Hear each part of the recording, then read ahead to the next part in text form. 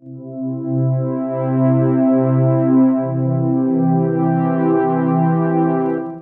my dear friend, this is the one of the best exercise forever I have been taught in spoken English, and this is the only one of the biggest hurdle for the every speaker of English. That is called the tense.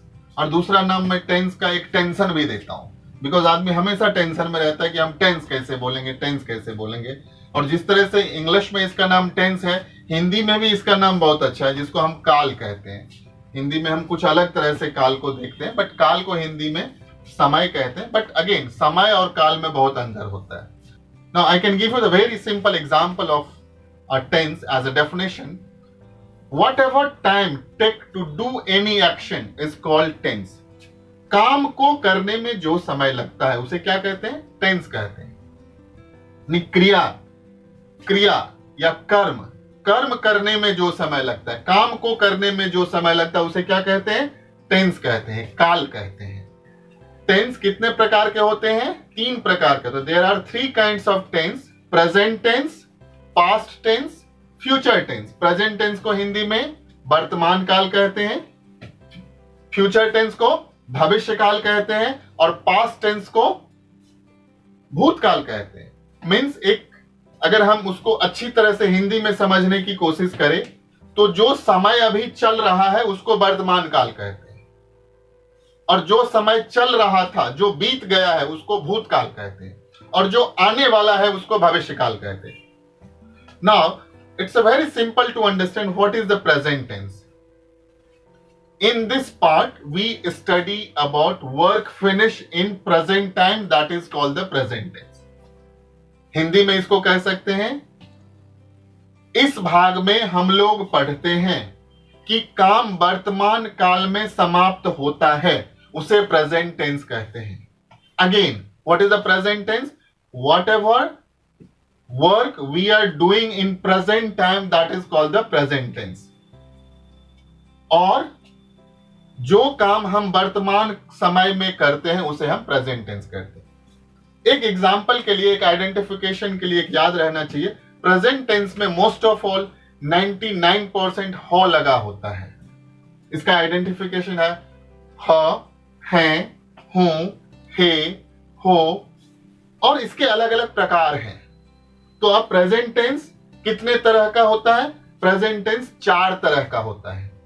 एक, present simple tense, that is called the सामान्य वर्तमान काल, और present indefinite tense, that is called the सामान्य वर्तमान काल। Means मैं जाता हूं, सीधा, simple. Second is called the present continuous tense और प्रेजेंट इम्परफेक्ट टेंस। इसे हम अपूर्ण वर्तमान काल कहते हैं। कुछ काम हुआ है और कुछ हो रहा है। फॉर एग्जाम्पल, मैं जा रहा हूं, मैं खा रहा हूं, that is called the present continuous tense. What is the third? That is called the present perfect tense, पूर्ण वर्तमान काल। मीन्स जो पूरा हो गया है। फॉर एग्जाम्पल, मैं जा चुका हूं, मैं खा चुका हूं, मैं पढ़ चुका हूं, मैं लिख चुका हूं, that is called the present perfect tense. And the fourth one is present perfect continuous tense, means पूर्ण अपूर्ण वर्तमान काल। यानी कुछ काम हो चुका है, कुछ काम हो रहा है, और कुछ काम होना बाकी है। फॉर एग्जाम्पल, मैं 2 घंटे से जा रहा हूं, यानी इसमें आपको ये फील हो रहा है मैं जो 2 घंटे से जा रहा हूं, कुछ पहले भी चलता आ रहा था, अभी भी चल रहा हूं, आगे भी चलूंगा। Second is the past tense. What is the past tense? In this part we study about work finished in the past time, that is called the past tense. इस भाग में हम लोग पढ़ते हैं कि काम भूतकाल में समाप्त हुआ और हो गया, उसे हम पास्ट टेंस कहते हैं। So there are 4 kinds of the past tense. जिस तरह से हम प्रेजेंट टेंस का 4 पार्ट पढ़े हैं, उसी तरह से पास्ट टेंस का भी 4 पार्ट्स होता है। पास्ट सिंपल और past indefinite, that is called सामान्य भूतकाल।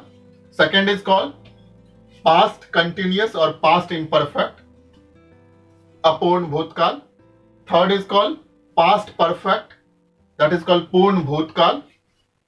And fourth is called past perfect continuous, Purn Apurn Bhutkal. As an example in Hindi, you can say मैं जाता था, मैं जा रहा था, मैं जा चुका था, और मैं 2 घंटे से जा रहा था. So these 4 kinds of the past tense. Now, my dear friend, this is the third types of the tense, that is called the future tense, as we have studied present, past, and this is the third one, future. So what is the future tense? In this part we study about work will finish in the future time.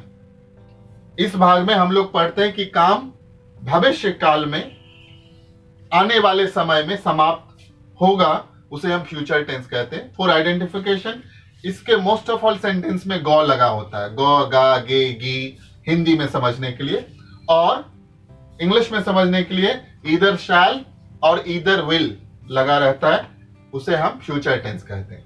So there are 4 kinds of the future tense. Future simple और future indefinite, सामान्य भविष्यकाल, future continuous और future imperfect, अपूर्ण भविष्यकाल, future perfect, पूर्ण भविष्यकाल, future perfect continuous tense, पूर्ण अपूर्ण भविष्यकाल. In the very simple way, I can give you 4 example in Hindi. मैं बाजार जाऊंगा, सिंपल. मैं बाजार जा रहा हूंगा, इम्परफेक्ट. मैं बाजार जा चुका हूंगा, परफेक्ट. और मैं 2 घंटे से बाजार जा रहा हूंगा. तो ये फ्यूचर टेंस के 4 प्रकार हैं. My dear friend, I would like to tell one thing. This is the one of the moment to yourself to boast, to become a speaker of English with the native communication. How to become a native speaker of English?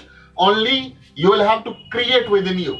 And this is the one of the best part, that whatever things I am going to train you, whatever things I am going to teach you, it is a 100% creative and meditational method. So the next 7th chapter is the very important, where we are going to start the final moment of the creative and practical and meditational method to become a native speaker of English.